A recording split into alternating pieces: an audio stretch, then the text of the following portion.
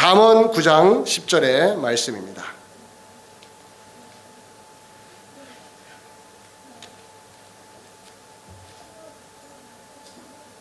오늘 우리가 같이 살펴볼 말씀은 잠언 9장 10절 한 절입니다.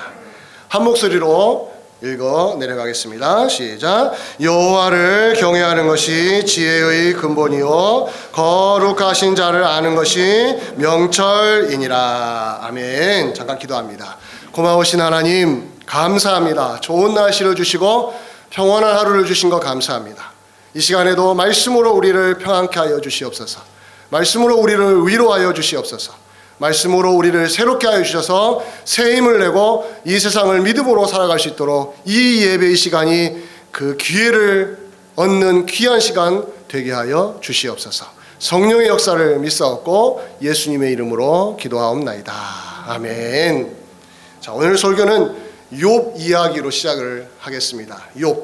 욥에 대한 이야기 우리가 잘 알고 있습니다. 지난 2달 동안 우리가 새벽 예배마다 욥기를 한 장씩 읽어 내려갔는데요. 욥은 어떤 사람이냐면 지금도 그 누구도 비교할 수 없을 정도로 위대한 훌륭한 신앙인이었습니다. 그런데 신앙이 아무리 좋아도 삶의 고난을 피해가지는 못했습니다. 그에게 말할 수 없는 고통과 고난의 시간이 다가왔습니다. 3가지의 재앙이 왔는데 그가 한 번도 경험해보지 않은 새로운 길을 걸었습니다. 지금까지는 하나님의 보호 속에서 나름대로 평안하게 살았고 안전하게 살았는데 이 3가지 재앙이 그의 인생을 덮치면서 모든 걸 잃었는데요. 3가지를 잃었어요. 3가지를. 첫 번째는 뭐냐면 전 재산을 잃었습니다. 한번 생각해 보세요. 여러분들 빚이 100억이 생겼다고 생각해 보세요. 살겠습니까? 그 이상민이라는 그 가수 알죠? 그 사람은 다 갚고 살더라고요. 그런 사람도 있지만 여러분 100억 정도 빚지면요 살 의욕을 잃어버립니다. 정말 무서운 게요, 이 재산을 다 잃어버리는 거예요. 삶을 지탱해주는, 우리의 삶을 이끌어주는 것처럼 보이잖아요, 이 재산이라는 것이. 근데 이것이 다 한순간에 다 사라졌어요. 두 번째 뭘 잃었냐면 10남매를 다 잃었습니다. 그것도 차근차근히 잃지 않고 한꺼번에 한 자리에서 몰살당했어요. 재앙으로 말미암아. 이것도 상상할 수 없는 거 아니겠어요? 어떤 인생에게 이런 일이 벌어지겠어요? 그러나 여러분 우크라이나 전쟁을 보시기 바랍니다. 우크라이나 전쟁에서요, 전쟁이 일어나니까 한 가족이 몽땅 다 죽음을 맞이하더라고요. 이 재앙이라는 게 한순간에 부닥치면은 한 집안 전체를 다 이 세상에서 사라지게 만드는 그런 불행을 만들어내기도 합니다. 3번째 재앙이 뭐냐면 건강을 잃어버렸어요. 자, 보세요. 전 재산을 잃어버려도요 다시 일하면 됩니다. 10남매를 잃었어도 다시 의욕을 가지고 살면 됩니다. 내 건강을 잃어버리면요, 내 건강을 잃어버리면 다 잃어버린다고 생각합니다. 사람이 건강이 얼마나 중요한지 우리는 알지 않습니까? 근데 이 3가지를 차근차근히 시간에 걸쳐서 다 잃어버렸단 말이에요. 이런 인생이 누구에게 왔냐면 죄를 짓고 악인으로 살고 남의 것을 빼앗는 사람이 아니라 하나님 앞에서 정말로 경건하게 살았던 욥의 인생에게 찾아왔단 말이에요. 일반적인 사람도 이런 일이 벌어지면 제정신을 갖고 살 수가 없습니다. 욥이라고 과연 견딜 수 있었을까요? 못 견뎠습니다. 그래서 그가 하나님 앞에 기도하기 시작했습니다. 하나님, 이 재앙이 왜 나에게 일어난 것입니까? 도대체 하나님 왜 이걸 허락하셨습니까? 하나님은 천지를 만드신 하나님이신데 모든 걸 주권적으로 갖고 계신 분인데 하나님이 허락하지 않으시면 이런 일이 나에게 일어나지 않을 텐데 왜 이걸 허락하셔서 내가 이런 재앙을 겪어야 합니까? 여러분, 신앙이라면 어려움을 당할 때 이런 질문을 하게 되어 있습니다. 이 질문 자체가 잘못된 건 아니에요. 근데 옆에 있는 세 친구들이 와가지고 뭐라고 했습니까? 요약하자면 딱 한마디로 이랬습니다. 욥, 너 봐라. 지금 네가 굉장히 억울한 것처럼 보이지만 너에게 숨겨놓은 죄가 있어서 그래. 정말 미치고 환장하고 팔짝 뛰는 거예요. 모든 사람들이 인정해주는 신앙인데 그 사람에게 불행이 닥쳐니까 옆에서 뭐라고 합니까? 같은 신앙인이 뭐라고 말해요? 욥, 너에게 숨겨진 죄가 있어서 그래. 그 죄만 회개하면 하나님이 너 금방 회복시켜 줄 거야. 이것도 말이라고 하는 거예요. 같은 신앙인이 10년 넘게 같이 신앙생활했던 사람이 상황이 안 좋아하는 걸 딱 보고 옆에서 틈을 노리고 그렇게 말하지 않습니까? 너무너무 허무한 인생 아니에요? 욥 입장에서는 내가 무엇을 위해서 살아왔나?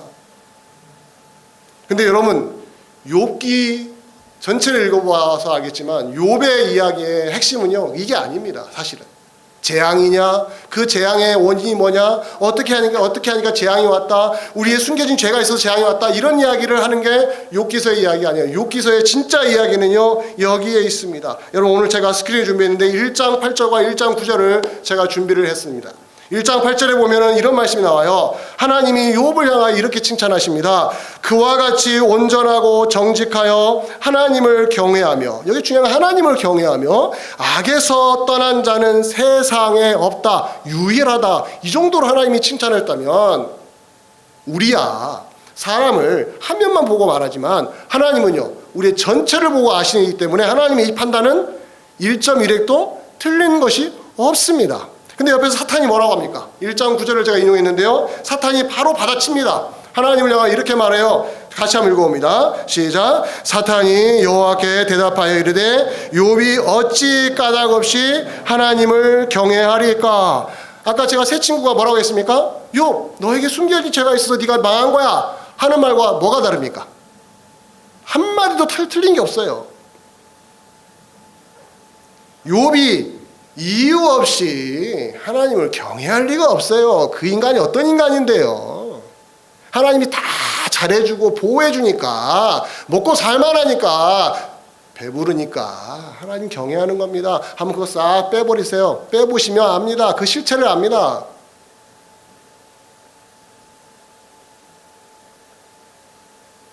오늘 우리가 읽은 잠언 9장 10절이 바로 이것과 연결되어 있어서 제가 지금 욥기 이야기를 잠깐 설명해 드린 겁니다. 잠언 9장 10절을 다시 한번 볼까요? 같이 한번 큰 소리 읽어봅니다. 시작. 여호와를 경외하는 것이 지혜의 근본이요 거룩하신 자를 아는 것이 명철이니라. 하나님께서 욥에게 욥처럼 나를 경외하는 사람은 없었다라고 칭찬했는데 옆에서 사탄이 그걸 시비 겁니다. 뭐라고 합니까? 까닭 없이 이유 없이 하나님을 경외하겠습니까? 근데 오늘 잠언 9장 10절에서 뭐라고 합니까? 여호와를 경외하는 것이 무엇의 근본이라고요? 지혜의 근본이라고 말합니다. 그럼 무슨 싸움을 하고 있는 겁니까? 하나님을 섬기는 사람과 사탄 사이에 무슨 싸움이 벌어지는 거예요? 얼마나 많은 돈을 벌었느냐, 얼마나 평안하게 이 땅을 살아가느냐, 얼마나 오랫동안 사느냐의 싸움이 아니라 무슨 싸움을 하는 거예요? 하나님을 경외하느냐 마느냐의 싸움을 하고 있다는 거예요. 이게 신앙생활입니다. 사랑하는 성도 여러분, 신앙생활이라는 것은 주일이 되면 주일날 교회 와야 되고 헌금해야 되고 기도해야 되는 것이 신앙생활이 아니라 중심에 누구를 향한 태도요? 하나님을 향한 태도가 경외심을 갖고 있느냐, 예배 자리에 와서도 하나님을 향하여 경외하는 마음으로 왔느냐, 만만하게 보고 왔느냐, 아니면 무시하고 오느냐, 기도하더라도 오직 내 목표만을 하나님 앞에 아뢰어서 하나님 이거 들어주십시오 라는 마음으로 기도하느냐, 아니면 하나님을 경외하는 마음으로 기도하느냐. 격차가 나잖아요. 너무 다르지 않습니까? 무엇이 진짜 신앙일까요? 사탄이 지금도 그럽니다. 야, 무슨 목사야, 무슨 장로야, 무슨 집사야, 무슨 권사야, 너희들이 하나님 섬기는 게 왜 섬기는지 알아? 하나님이 가만히 너희들이 보호해 주니까. 네가 하나님을 경외한다고? 한번 볼까? 너 주일날 교회 못 나오게 만들면 너가 교회 나올 수 있겠어? 너 몸이 아프면 너 교회 나올 수 있겠어? 삶이 어려우면 하나님 섬길 수 있겠어? 한번 볼까? 한번 해볼까? 라고 사탄이 뭐라 합니까? 옆에서 유혹하지 않겠습니까?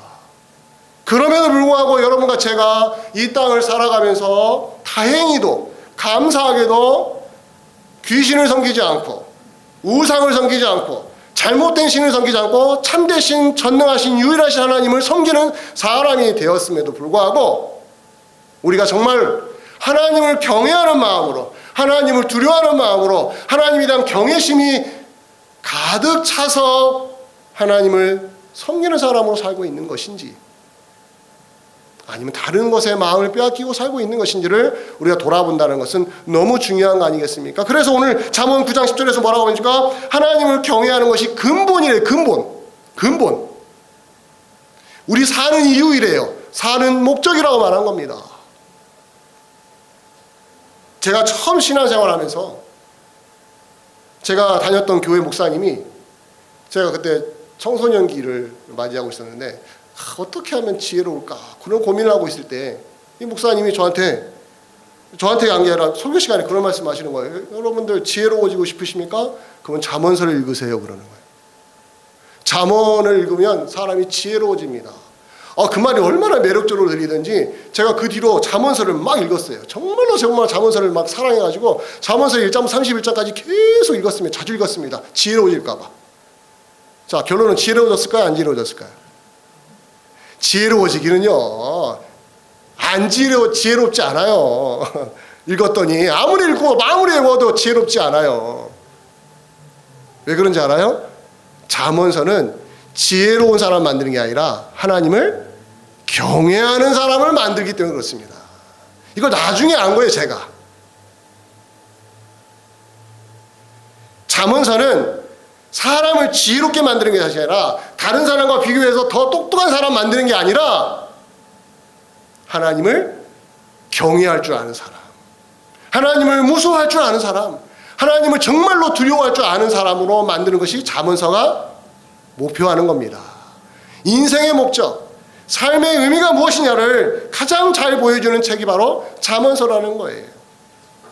제가 오늘 이 말씀을 준비하면서 우연히 하나의 예화를 제가 알게 되었습니다. 시카고 트리뷴, 발음도 어려운데 시카고 트리뷴, 그 일간신문이에요. 제가 검색을 해봤더니 미국 내 10번째로 큰 일간신문사더라고요. 거기에서 칼럼니스트로 활동했던 말로리라는 사람이 있어요. 칼럼니스트가.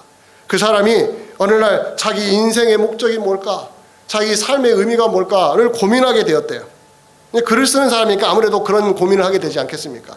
그래서 인생의 의미를 찾아서 하다가 여행을 떠났다는 거예요. 그런데 그가 떠난 곳이 어디냐면 인도였대요.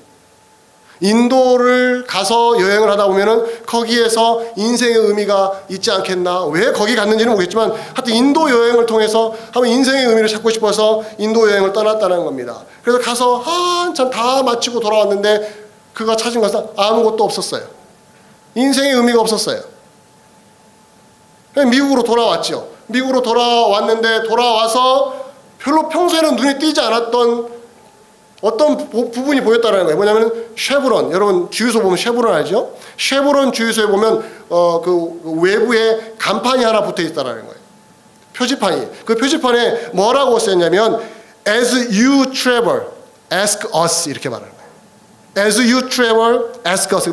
여행할 때 보면 누구예요? 우리에게 물어봐라. 여행할 때는 우리에게 물어봐라. 무슨 뜻이겠습니까? 주유소가 여행할 때 우리에게 물어보라는 것은 여행 가기 전에 가스를 충전하라는 거 아니겠어요? 그런 뜻이에요, 이게. 근데 그런 말을 안 하고 멋있잖아요. As you travel, ask us. 문구가 멋있잖아요. 이 사람이 한 번도 눈여겨보지 않다가 그날은 그게 눈에 들어왔다는 거예요. 그래서 그 주유하러 간 다음에 뭐 주유하면 그냥 가면 되잖아요. 근데 이 사람은 주유한 다음에 그 안으로 들어가서 직원에게 물어봤대요. 제가 다시 한번 영어로 말합니다. I am a traveler and I would like to ask a question. What is the purpose of life? 나는 여행자인데 내가 한 가지 질문이 있습니다. 그 질문 뭔지 아십니까? 내 인생의 목적이 뭡니까? 나의 삶의 인생의 목적이 뭡니까? 아니 여행할 때 나에게 물어보라고 하니까 제가 물어봅니다. 인생의 목적이 뭐지요? 이거 미친 사람 아닙니까? 아니 주유하러 왔다가 안에 들어가가지고 뭘 물어봐요? 가격이 얼마예요? 이러고 뭐 음료수 사는 게 아니라 인생의 목적이 뭐예요? 직원이 너무 황당한 거죠. 이 사람도 그렇게 말을 해요. 그래 뭐라고 했냐면은 자기 물어볼 때마다 멍한 눈으로 자기 쳐다보더래요. 멍한 눈이 아니죠. 이 미친 사람이 와가지고 이상한 소리 하고 있네. 이렇게 말했겠죠. 근데 이 사람은 주유할 때마다 거기를 들어가서요. 꼭 쉐브론만 들어갔대요. 쉐브론에 들어가서 직원에게 물어봤대요. 근데 직원들이 하도 질문을 받으니까 귀찮은 거예요. 한두 번이지. 매번 와서 똑같은 질문. 나는 여행자인데요. 질문이 있어요. What is the purpose of life? 내 인생의 목적이 뭐예요? 이 질문을 하고 있으니 추유만 하고 가면 되는데, 그래서 이 사람들이, 직원들이 듣다 매니저에게 물어보고 매니저가 본사에게 연락을 했대요. 이런 손님이 왔는데 어떻게 해야 됩니까? 본사에 편지가 왔대요. 편지가 왔는데 편지에 내용이 뭔지 아십니까? 기가 막혀요. 본사에서 편지가 뭐가 왔는데 뭐가 했냐면은 쉐브론 신용카드 신청서가 날라온 거예요. 한번 생각해 보세요. 쉐브론에 와서 가스를 충전하면 됩니다. 인생의 목적이 뭐냐고 물어보니까 본사에서 내놓은 답이 뭐예요? 신용카드 만들라는 거예요. 당연하죠. 쉐브론 주유소가 존재하는 이거 뭡니까? 커스터머를 많이 모아가지고 자기 재산 늘리는 거 아닙니까? 당연히 이 쉐브론 주유소의 존재의 목적은 뭡니까? 신용카드 만드는 거예요. 커스터머들이 신용카드 만들어서 그걸 자꾸 사용하게 하면 자기 회사의 이익 아닙니까? 인생의 목적? 별거 있습니까?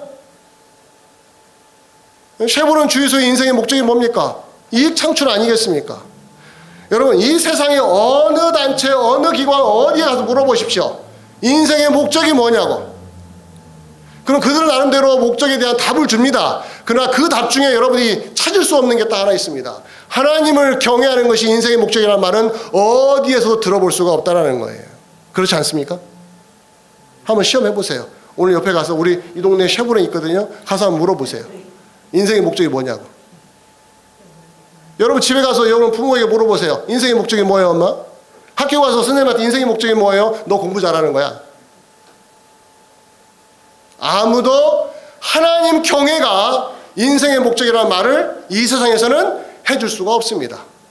그러나 성경을 들여다보니, 오늘 잠언서를 들여다보니, 오늘 잠언 전체를 우리가 살펴볼 텐데요. 잠언서를 읽기만 해도 우리의 눈과 귀를 사로잡는 하나의 단어가 나옵니다. 하나님을 경외하는 것이 지혜의 근본이다.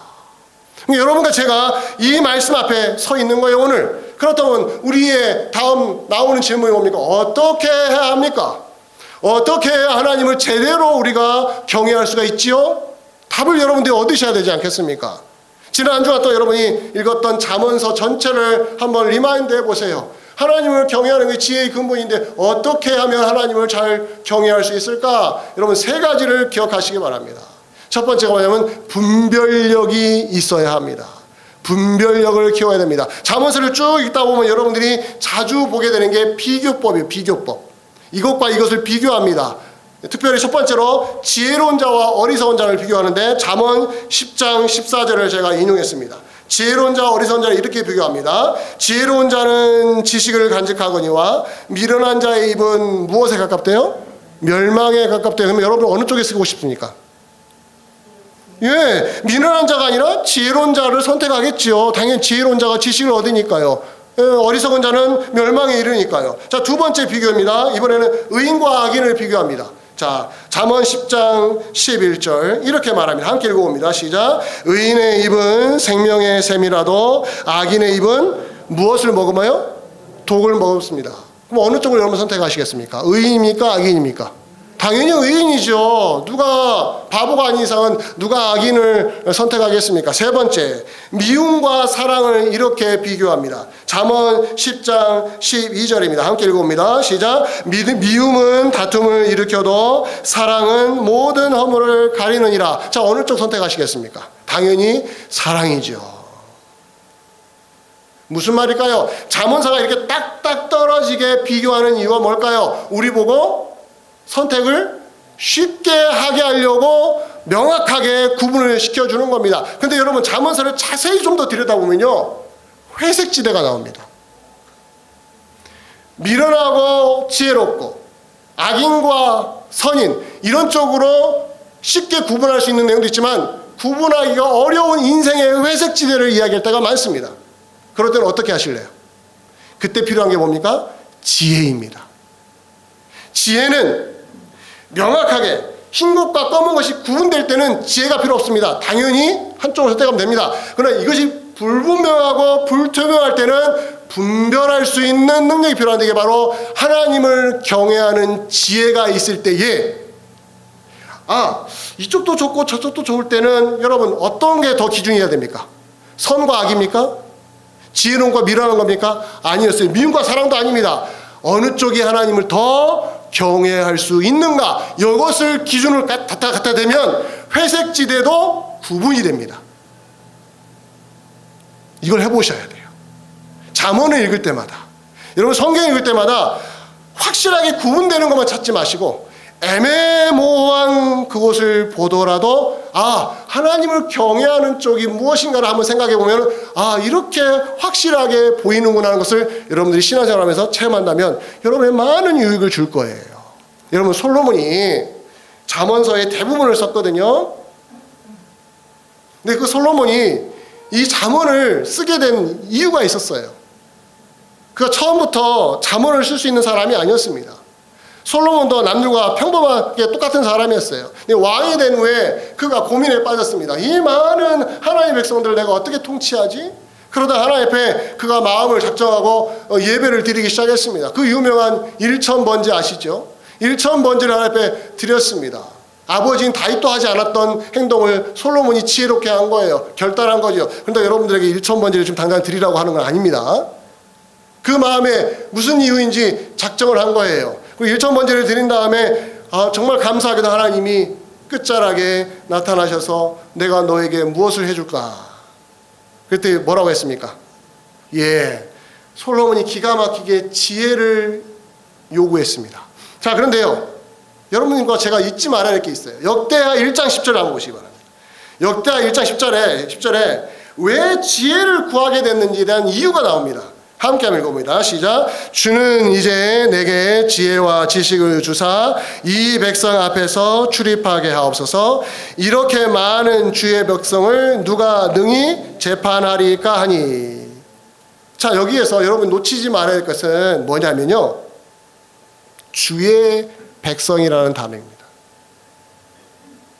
솔로몬이 고민하는 것은 주의 백성이 아닌 사람들을 고민하는 게 아니라 주의 백성, 하나님의 백성을 내가 판단해 줘야 되는데, 그러면 무엇이 고민이죠? 솔로몬 개인의 판단이 들어갈까 봐 고민하는 겁니다. 주의 백성이 솔로몬에게 와서 판단을 받을 때는 솔로몬의 입을 통해서 무엇을 듣고 싶어 하는 거예요? 하나님의 지혜. 하나님을 경외하는 게 무엇인지를 듣고 싶어서 왔는데, 솔로몬에게 그런 지혜가 없으면요, 솔로몬 개인의 판단으로 하는 것밖에는 안 되는 것입니다. 솔로몬은 그러고 싶지 않았던 거예요. 그러니까 솔로몬 안에 무엇이 이미 장착되어 있는 거죠? 그의 인생에 제일 중요한 게 뭡니까 지금? 하나님을 경외하는 신앙생활, 하나님을 경외하는 인생의 목적, 이게 너무 분명하니까 자기만이 아니라 자기에게 재판을 받으러 올 모든 하나님의 백성들도 자기 입을 통하여 누구에게로 향하도록요?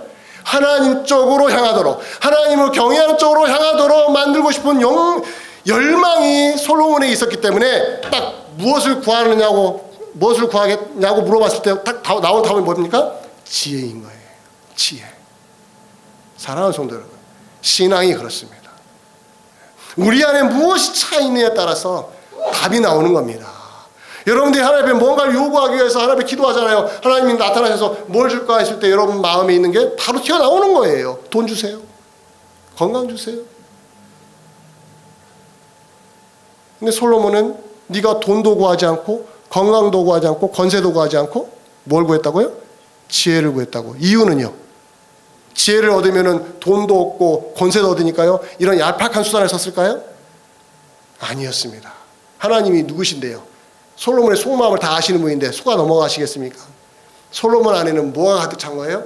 하나님을 경외하는 게 무엇인지가 항상 그의 마음에 있었던 거예요. 그러니 탁 치니까 나오는 게 뭡니까? 하나님을 경외하는 쪽으로 내가 판단하게 도와주시옵소서. 나에게 지혜가 필요합니다. 자, 하나님을 경외하는 건 무엇입니까?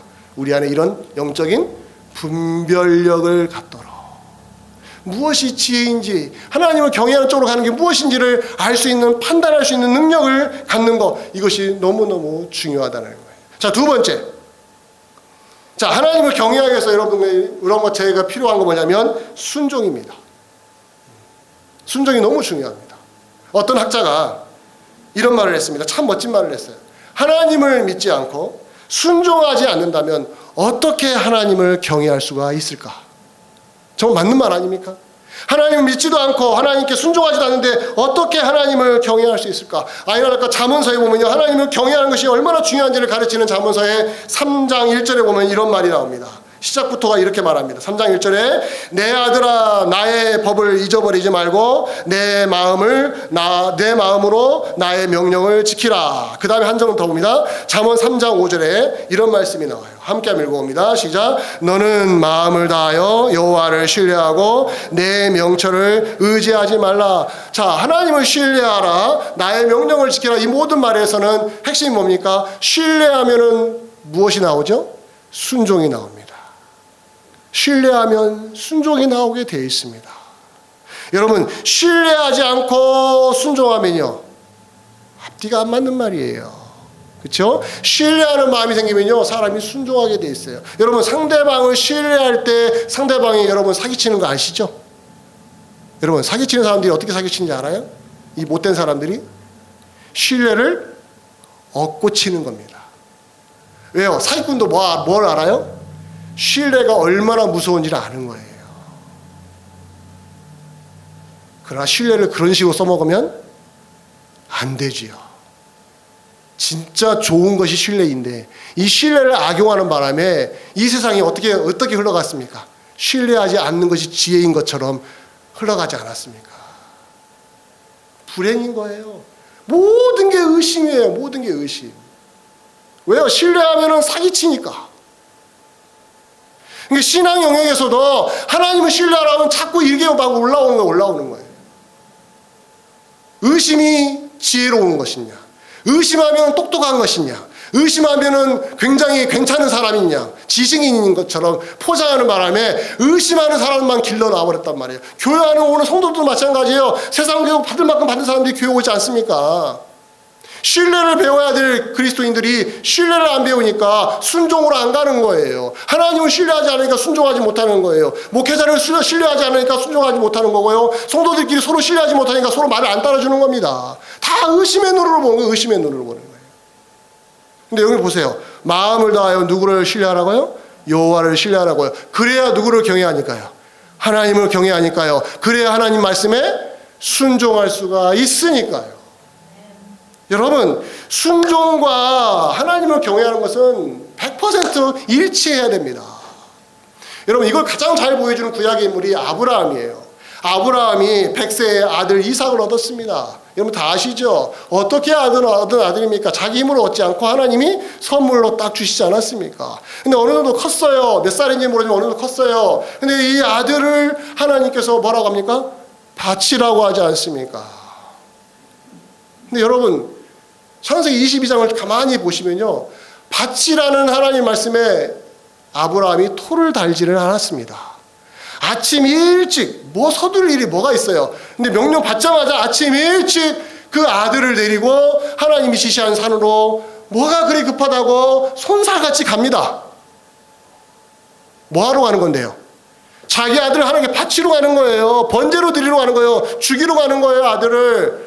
그러면 하나님께 따져야죠. 하나님은 사랑이 많으신 하나님이신데, 하나님은 은혜로우신 하나님인데, 이 아들도 하나님이 주신 건데 왜 번제로 바치라고 해요? 어떻게 번제는 짐승을 바치는 거지 어떻게 사람을 바치는 거라고 해요? 이러면서 하나님께 따지는 거예요. 신학적으로 따지는 거예요. 하나님의 본성에 따지는 거예요. 말이 안 되지 않습니까? 이렇게 막 속사포처럼 반박할 수 있음에도 불구하고 아브라함은 뭐라고 합니까? 한마디만 안 하고 아침에 일찍 일어나서 하나님이 지시한 대로 아들을 데리고 가서 고민도 하지 않아요. 도착하자마자 어떻게 했습니까? 바로 제단 만들어 놓고 그 위에 아들을 눕혀놓고 묶어 놓습니다. 그리고 칼을 들어서 치려고 합니다. 그때 하나님이 나타나셨습니다. 창세기 22장 12절. 하나님이 나타나셨는데 하나님의 사자가 나타나서 이렇게 말합니다. 창세기 22장 12절 함께 읽어봅니다. 시작. 사자가 이르시되 그 아이에게 손을 대지 말라. 그에게 아무 일도 하지 말라. 네가 네 아들 네 독자라도 내게 아끼지 아니하였으니 내가 이제야 네가 하나님을 경외하는 줄을 아노라. 이제야. 저는 이 말이 충격적입니다. 이제야. 하나님이 아브라함을 부르실 때가 언젠데요? 한참 전입니다. 갈대아 우르 있을 때 하나님이 부르셔서 그 뒤로 아브라함의 인생은 다 누구의 것이었습니까? 하나님의 것이었습니다. 하나님이 인도하신 대로 그는 살았습니다. 근데 이제야 이게 무슨 뜻이에요? 이제야라니요.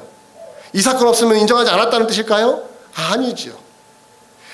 가장 아끼는 네 아들 네 독자라도, 이 말이 더 중요합니다. 너의 하나밖에 없는 아들인 네 독자라도 내게 아끼지 않았다는 거. 이 아끼지 않았다는 것은 하나님께서 뭐라고 했어요? 내게 바치라는 말씀 한마디가 있었기 때문에 아끼지 않았다는 것은 순종했다는 뜻이에요. 순종하고 나니까 이제야 네가 나를 경외하는 줄을 내가 인정한다라는 뜻입니다. 인정한다는 거. 이것은 뭐 레벨이 다르다면 요즘 젊은 친구들이 어떤 단어를 쓰면 another level이라는 단어를 많이 씁니다. another level. 수준이 다르다는 거예요. 하나님을 경외하고 하나님의 말씀에 순종하는 신앙인 중에서 another level이 있다는 거예요. 여러분들, another level이 있어요. 차원이 다른 성도님들이 있다는 거예요. 우리가 너무 낮은 수준의 신앙생활을 하고 있는 것은 아닌가? 낮은 수준에서 하나님을 경외하는 게 아닌가? 적절하게 하나님과 딜하면서 순종하는 게 아닌가? 근데 이 어나더 레벨의 수준의 하나님을 경외하는, 하나님 말씀에 순종할 수 있는 신앙인, 그런 신앙인이 아브라함이었다라는 거예요. 이 이야기를 왜 여기다가 기록해 줬을까요? 우리에게도 요구할 수 있다라는 거죠. 여러분, 겁먹으시기 바랍니다. 목사님이 그런 말 하면 안 된다고 생각하죠. 겁먹다니요. 평안해지기를 원해야죠. 그러나 이건 겁먹으셔야 돼요. 하나님이 여러분 부르신 다음에 대충 그냥 지내게 하려고 하신 게 아니에요. 하나님의 계획은요, 너무너무 치밀하십니다. 너무너무 확실하십니다. 하나님이요, 이렇게 순종으로 우리를 이끌어 가십니다. 아브라함이 처음부터 이렇게 된 사람이 아니었습니다. 여러분에게 이렇게 요구하실 때가 올 것입니다. 기대하시라. 개봉박두. 기대하십시오. 세 번째, 순종 다음에 여러분과 저에게 있어야 될 게 뭐냐면, 하나님을 어떻게 하면 경외할 수 있을까? 세 번째, 너무너무 중요한 단어입니다. 거룩이 생겨야 됩니다. 거룩함이. 자, 잠언 16장 6절을 한번 보겠습니다. 잠언 16장 6절 같이 읽어봅니다. 시작. 인자와 진리로 인하여 죄악이 속하게 되고 여호와를 경외함으로 말미암아 악에서 떠나게 되니라. 잘 들으십시오. 여호와를 경외함으로 말미암아라는 건 through예요. 영어로 through, 거친다라는 거예요. 이걸 통과하면서 저절로 나오는 결과가 뭡니까? 악에서 떠나는 겁니다. 하나님을 경외하기 위해서 먼저 악에서 떠나는 것이 아니라, 하나님을 경외하다 보니까 나는 어디서부터 멀어지는 거예요? 악에서부터 멀어진 거예요. 이건 너무너무 중요한 거예요. 여러분들이 악과 싸우는 방법은 뭐냐면요, 하나님 쪽으로 경외하면 됩니다. 여러분, 악과 싸우면 여러분 100점 100패예요. 싸울 것도 없어요. 여러분이 악과 싸울 필요 없어요. 쳐다보지도 마세요. 여러분이 쳐다봐야 될 대상은 누굽니까? 하나님이에요. 하나님 쪽으로 여러분이 가기 시작하면은 악은요, 따라올 수가 없습니다. 어둠이 빛 가운데로 올 수 있어요, 없어요? 없습니다. 빛이 들어오면 어둠이 어떻게 됩니까? 사라지죠. 하나님을 경외하는 심장으로 우리가 살아가면 여러분, 악은 저절로 멀어지게 되어 있습니다. 여러분, 대단한 사람인 것처럼 악과 싸우지 마세요. 악과 싸운다면서 여러분들 유튜브 보면서 이상한 거 보지 마세요. 여러분, 그건 악과 싸우는 게 아니라 여러분이 그 악에 지배당하는 겁니다. 하나님을 경외하는 쪽으로 시선을 돌리시고 마음을 움직이시면 악은 저절로 여러분에서 떨어져 나가게 돼 있다는 거예요. 이게 거룩입니다. 거룩은 여러분이 이루어야 될 목표가 아니라, 여러분이 하나님을 경외하고 하나님 쪽으로 향하게 되면 저절로 여러분 따라붙는 하나의 열매라는 걸 여러분 기억하시기를 바랍니다. 요셉이 평소에 하나님을 경외했기 때문에 노예 신분으로 팔려가서 보디발 가정에서, 물론 가정 총무가 되었지만 여전히 노예잖아요. 그의 인생의 목표가 뭐가 있겠습니까? 근데 그 마음에는요, 비록 노예가 되었고 내가 비록 남의 눈치만 봐야 되는 사람이지만 그의 마음에는 하나님을 향한 두려움이 늘 자리 잡고 있었어요. 그러니까 보디발 아내 여주인이 어떻게 했습니까? 성적으로 유혹에 오지 않습니까? 요즘 유튜브에 얼마나 그 유혹들이 많습니까?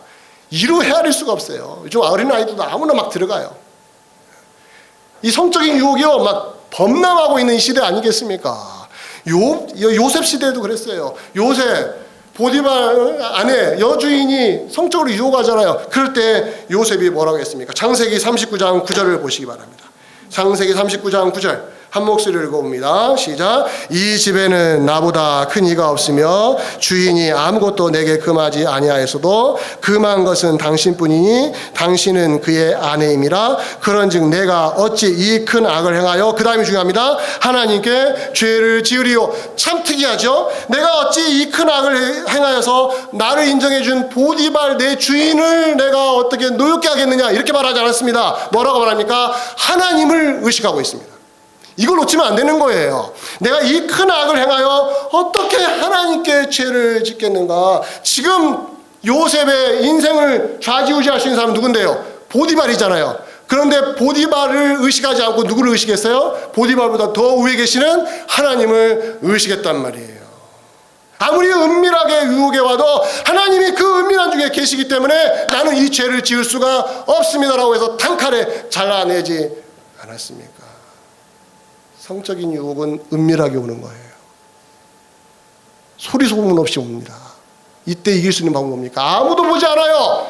근데 어떻게 이겨냅니까? 전능하신 하나님이 계시기에, 하나님이 계시기에, 하나님을 경외하기에, 하나님이 두렵기 때문에 나는 그 일을 할 수가 없습니다라는 마음이 내 평소에 내 마음속에 있으면 악이 어떻게 된다고요? 또 내려가 버립니다. 또 내려가 버립니다. 하나님을 경외하는 것은 이렇게 가는 겁니다. 우리 마음에 하나님을 경외하는 마음이 있으면 이 세 가지가 길러져야 됩니다. 영적인 분별력이 키워져야 되고, 순종하는 삶으로 바뀌어야 되고, 거룩한 삶으로 가야 되는 것입니다. 그러면 우리의 삶은 달라질 것입니다.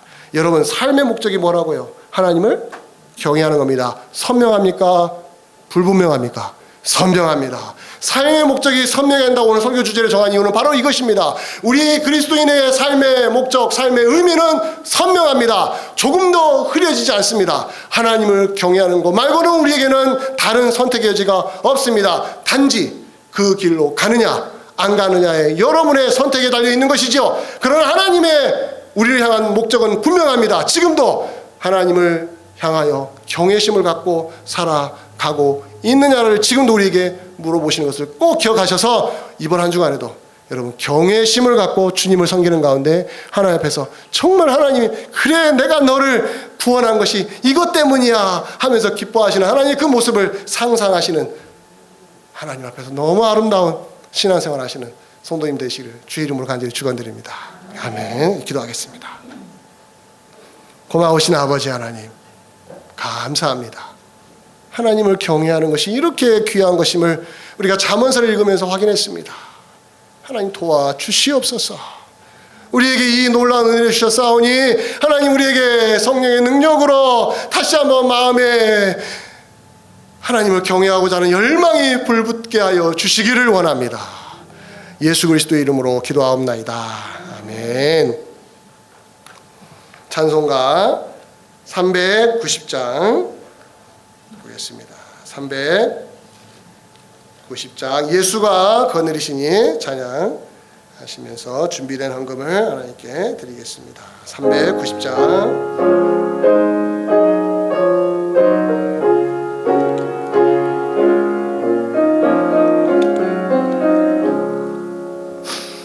예수가 거느리시니 즐겁고 평안하구나. 주야의 자고 깨는 거 예수가 거느리시네. 주는 항상 돌보시고 날 지니가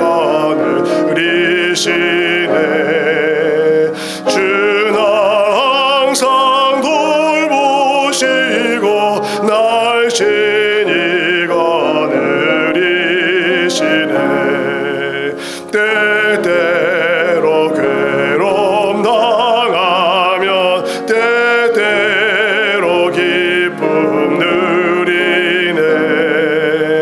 풍파 중에 지키시고 평안히 인도하시네. 주는 항상 돌보시고 날씬히 거느리시네.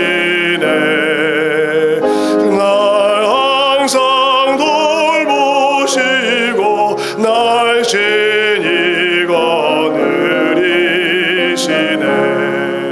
내 주의 손을 붙잡고 천국에 올라가겠네. 괴로우나 즐거우나 예수가 거느리시네. 주나 항상 돌보시고 날씬히 거느리시네. 주나 항상 돌보시고 날씬히 거느리. 다같이 일어나서 이 세상 이별할 때에 마귀의 권세 이기네. 천국에 가는 그 길도 예수가 거느리시네. 주나 항상 돌보시고 날씬히 거느리시네. 주나 항상 돌보시고 날씬히 거느리시네.